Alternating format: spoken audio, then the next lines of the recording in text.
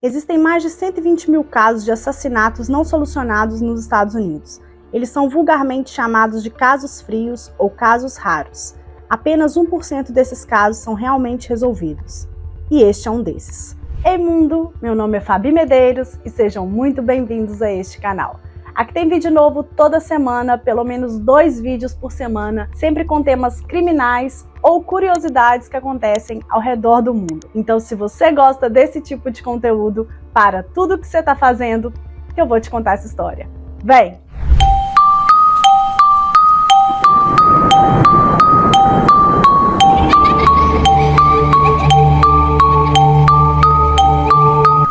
Shauna Melinda Hall nasceu no dia 11 de julho de 1981. Alegre e divertida, ela vivia em Oil City, Pensilvânia, junto com sua mãe Lucy e seu padrasto John Brown. Era véspera do Halloween de 1992, mais precisamente no dia 27 de outubro. Então, gente, a Shauna, ela tinha uma festa para ir das escoteiras, porque ela fazia parte, desse grupo de escoteiras. Então ia ter ali uma festinha de Halloween na casa de uma delas, pelo que eu entendi.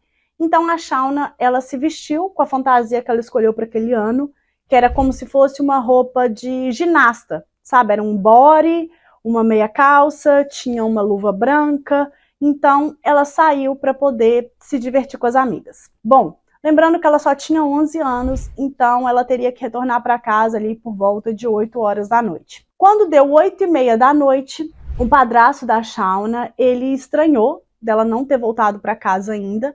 Então ele ligou para a esposa, para a Lucy, para perguntar até que horas queria a festa dos escoteiros. E a Lucy falou, olha, já era para ter acabado. Então o John ficou um pouco preocupado porque ele comentou com a Lucy que a Shauna ainda não havia voltado. Ela também ficou um pouco preocupada e pediu para o John então ligar para todos os hospitais da cidade para ver se não tinha dado entrada de uma garotinha, algo do tipo. Bom, o John fez essas ligações, não tinha realmente ninguém no hospital, ele ficou bem preocupado. A Lucy foi chegar em casa apenas às 10 horas da noite, ela estava trabalhando. Quando ela chegou e viu que a Shauna ainda não havia retornado, ela ficou desesperada e resolveu acionar a polícia. A polícia chegou então ao local, na casa ali da Shauna, da Lucy, e começou a investigar. Ela soube através de um residente local que chama Dan Penton, que ele mencionou, que viu mais ou menos por volta de 8 e pouca da noite, uma menina andando do outro lado da rua, e ele viu quando um homem alto e magro chegou, pegou a menina e colocou dentro de um carro que, segundo ele, era vermelho e pequeno. Como naquela época não existia telefone celular, ele precisou então de sair batendo na porta, das pessoas para que alguém então chamasse a polícia. Todos começaram a procurar com urgência. Além de pessoas da vizinhança, família e amigos próximos, tinham mais de 30 policiais em busca ativa. Eram centenas de pessoas desesperadas para encontrar Shauna. A notícia já tinha tomado toda a cidade, os pais das outras crianças, quem tinha filho, estava principalmente assim desesperado, porque eles tinham medo que aquilo voltasse a acontecer ou que aquilo continuasse acontecendo. Então o pânico foi instalado. A polícia pediu que a Lucy ficasse em casa, a mãe da Shauna, porque a princípio eles desconfiaram que podia ser um sequestro. Então, caso o sequestrador ligasse, era preciso que tivesse alguém em casa. Então, a contragosto, a mãe da Shauna não queria ficar em casa de jeito nenhum, ela queria fazer parte das buscas, era a filha dela que estava desaparecida, mas a polícia falou que não, que o melhor era ela ficar em casa. Então, assim ela fez. No dia 29 de outubro, ou seja, 2 dias depois do desaparecimento de Shauna, um homem ligou para a polícia e disse que viu algo estranho embaixo da ponte. Era uma região que se chamava Counters Hole e assim, era uma área de caça, as pessoas iam para nadar, era uma área privada, isolada, distante. Muitos jovens iam para lá para poder fazer o consumo de álcool e droga. Então, assim, seria difícil mesmo encontrar alguém lá. Também funcionava ali um camping. Então, esse homem que ligou, ele estava saindo desse camping quando ele viu, então, alguma coisa estranha, que ele não identificou, mas era assim, parecia um pedaço de roupa, embaixo da ponte. Os investigadores, então, eles foram até lá e encontraram o que seria um body, um body infantil. Desconfiaram que pudesse ser de Shauna, chamaram então o padrasto e o John reconheceu como sim, pertencia a Shauna aquele body. Bom, foi levado então essa peça de roupa para testes e, mediante a muitos exames, conseguiram detectar que ali tinham várias manchas de sêmen, ou seja, eles teriam como extrair um DNA. Na manhã do dia seguinte, outra pessoa ligou para a polícia e disse que viu um corpo embaixo da mesma ponte onde eles tinham visto o body. Então, os investigadores foram até a área novamente e realmente viram que o corpo estava lá. Além do corpo, os sapatos que supostamente eram de Shauna estavam em cima da ponte, porém cada par, para uma direção. Então aquilo era muito estranho. Primeiro porque indicava que aqueles sapatos foram colocados ali. E segundo que um dia antes, toda aquela área tinha sido vasculhada, tinha sido checada pela polícia, pelos investigadores, por todo mundo, e nada havia sido encontrado. Então como que, isso poderia ter acontecido? Fácil, o sequestrador, na madrugada daquela noite, ele levou a Shauna para lá, ele matou ela e depois ele atirou ela da ponte. Essa altura, gente, da ponte e o riacho era de 1 metro. Então, assim, as autópsias vão indicar, inclusive, que ela estava viva quando ela foi atirada da ponte. Havia também uma embalagem de doce ali próximo.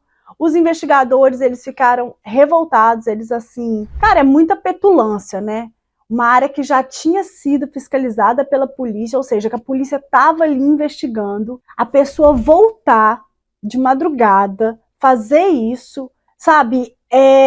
A polícia, todo mundo que estava envolvido naquilo ali, sentiu muita afronta. Foi muita ousadia deles. A autópsia mostrou que Shauna tinha ferimentos pelo corpo e os joelhos bem arranhados, e que ela permaneceu viva de 5 a 10 minutos antes de morrer, o que significa que ela foi jogada viva da ponte. A causa da morte foi trauma contundente na cabeça e no peito causada pela queda. O Halloween foi cancelado naquele ano.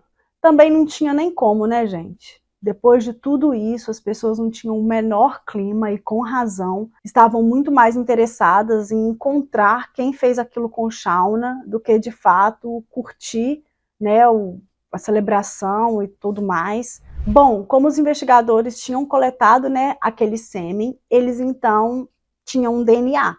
Porém, eles precisavam encontrar quem era o dono daquele DNA. E assim eles achariam quem fez aquilo com Shauna.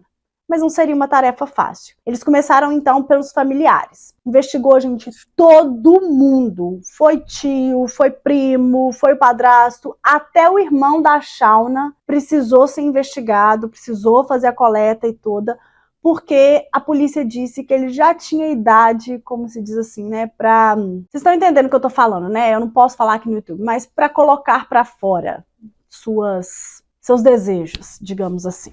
Eles chegaram a ir na escola da Shauna, fizeram também teste em todos os alunos, que eram do sexo masculino, e até os pais dos alunos entraram nesses testes, porque precisava, gente, de realmente vasculhar todo mundo. Eles não tinham ideia de quem tinha feito aquilo. Porém, embora investigando toda essa galera, não encontraram nada. Então, assim, gente, a única coisa que a polícia sabia até o momento era que a Shauna tinha sido pega numa noite, ali véspera de Halloween, por um cara alto e magro e colocado dentro de um carro vermelho e pequeno. E that's it. Então, assim, era muito pouco que eles tinham, mas eles precisavam encontrar quem era o dono daquele DNA. Foi aí que os investigadores lembraram do cara que ligou para falar que encontrou o corpo. Porque nessas horas, gente, todo mundo realmente precisa ser investigado. Então, eles resolveram dar uma investigada nesse cara. E descobriram que ele tinha um carro vermelho e pequeno. O carro, então, foi para a perícia.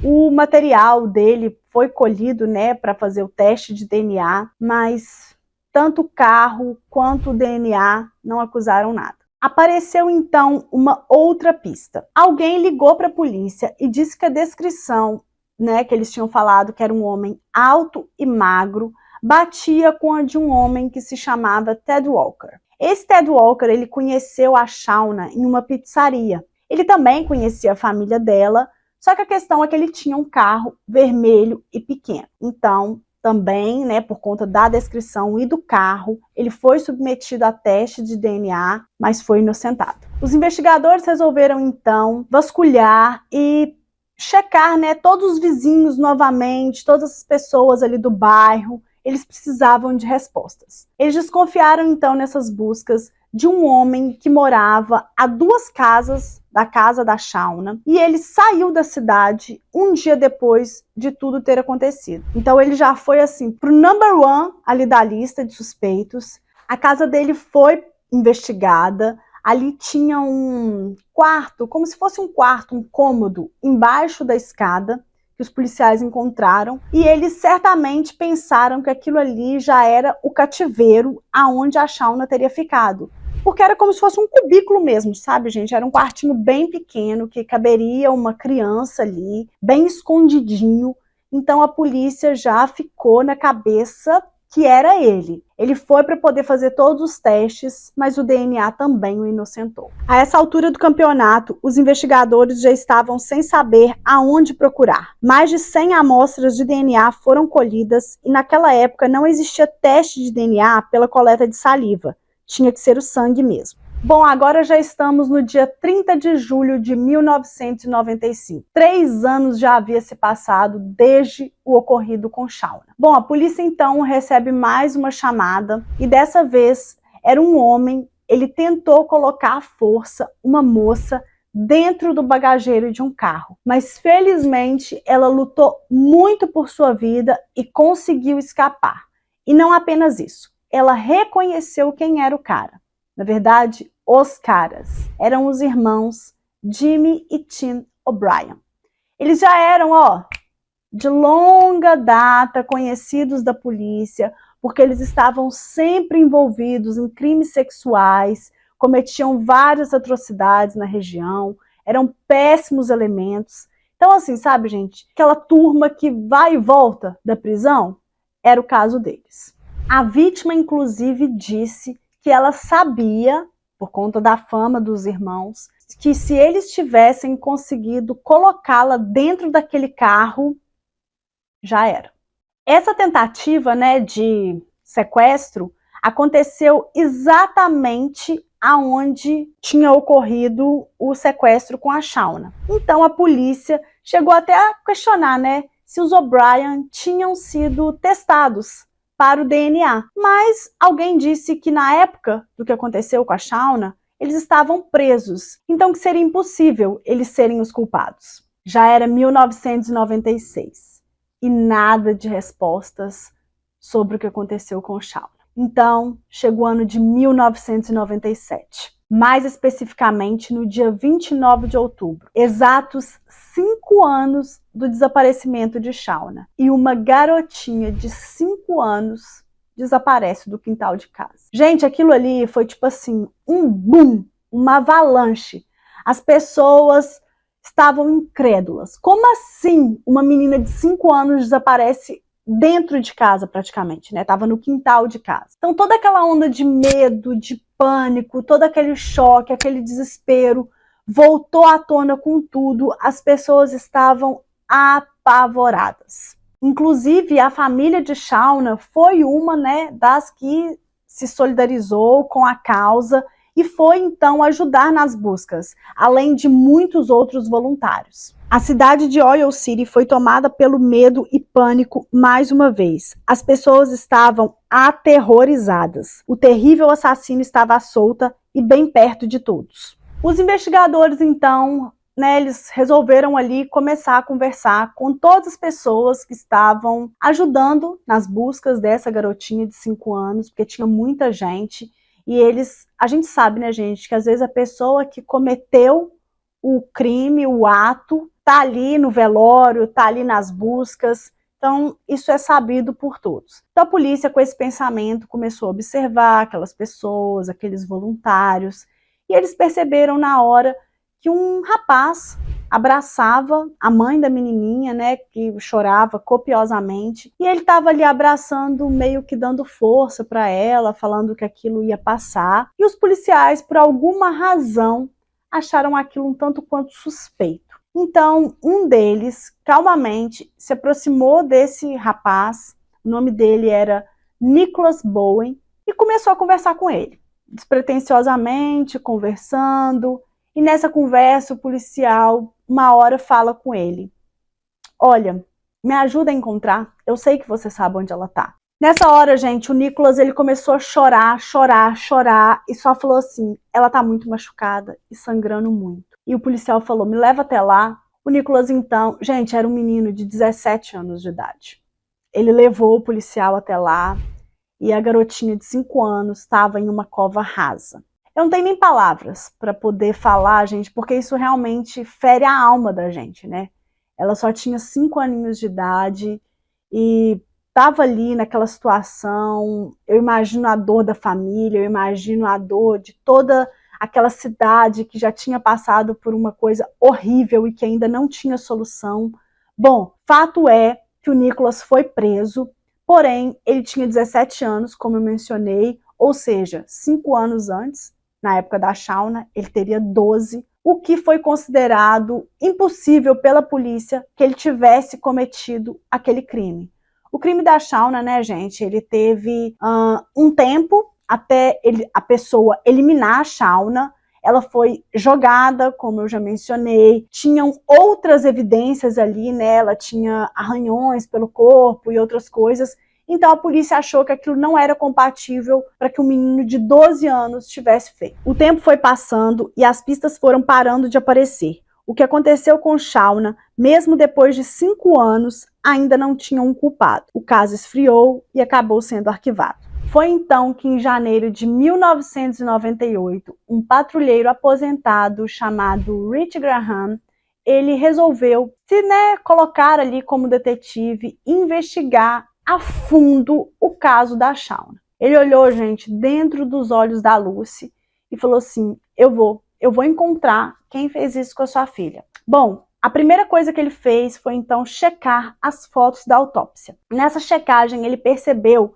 que a Shauna, gente, ela tinha como se fosse assim uma pegada parcial aqui na área da bochecha. E ele viu que aquilo não constava no relatório da autópsia. Ele achou muito estranho, então ele levou essas fotos para um legista renomado, renomadíssimo, eu diria. E esse legista, ele também chegou à mesma conclusão. Ele confirmou que aquilo ali era sim uma meia pegada na bochecha da Shauna. E ele disse mais, com todas aquelas fotos, né, ele falou que o abuso que ela sofreu foi extremamente violento. Ele disse ainda que, embora ela tivesse sido mantida em cativeiro por 2 dias, até de fato, né, ter sido arremessada daquela ponte, ela não tinha marcas de cordas, de amarração nos punhos, nos pés. Então aquilo, para o legista, demonstrava que não havia apenas uma pessoa envolvida, mas poderiam ter 2 ou até mais. Só que durante muitos anos, o Rich, que participou, né, das investigações da Shauna na época, ele sempre pensou que era uma pessoa. Então aquilo para ele foi esclarecedor, porque assim, pensem, eles encontraram um DNA na cena do crime. Então aquilo tendenciou a pensarem que era apenas uma pessoa que havia cometido o crime. Porém, mesmo sem a presença de outro DNA, poderia sim, né, ter sido cometido por mais de uma pessoa. Isso não era uma coisa impossível. Então foi nesse momento, gente, que teve essa virada de chave, onde os investigadores, né, principalmente o Rick, que estava ali concentrado e determinado a encontrar quem tinha feito aquilo, a ficha caiu, falou: cara, não era só um. Nesse momento, gente, os investigadores voltaram com tudo para o caso. Eles começaram a investigar item por item novamente. Não ia passar nada em branco. E o primeiro lugar que eles foram, né, as primeiras pessoas que eles procuraram ali, foram os bombeiros. Porque eles lembraram que em 1992, quando tudo aconteceu, os bombeiros foram chamados para apagar um incêndio de um carro vermelho. Então eles queriam saber de quem era aquele carro. E o carro pertencia a Ted Walker. Esse mesmo, gente, aquele que eu citei anteriormente, que conheceu a Shauna na pizzaria. Aquele incêndio agora parecia ter sido uma queima de provas. Ted Walker foi interrogado mais uma vez. Os investigadores perguntaram como ele ficou sabendo do sequestro de Shauna Hall e ele respondeu que os irmãos O'Brien contaram para ele. O detetive Rick, ele resolveu então, gente, checar se realmente os O'Brien estavam presos na época do ocorrido com Shauna. Porque a verdade é essa, tinham falado, mas ninguém tinha checado. Gente, ao checar, o Rick descobriu que não, né? Eles estavam soltos sob fiança. Rich foi até a prisão conversar com Tim O'Brien, que na ocasião cumpria pena por abusar sexualmente de uma garota, e o irmão Jimmy pela tentativa de sequestro de uma mulher. Na verdade, gente, o Rich ele queria uma amostra de DNA do Tim, né? Mas quando ele pediu essa amostra pro Tim, ele disse que teria que olhar com o advogado dele. Foi então, quase ali no final da conversa, que o Graham notou que tinha um papel de bala, aqueles papelzinhos de plástico, em cima da mesa.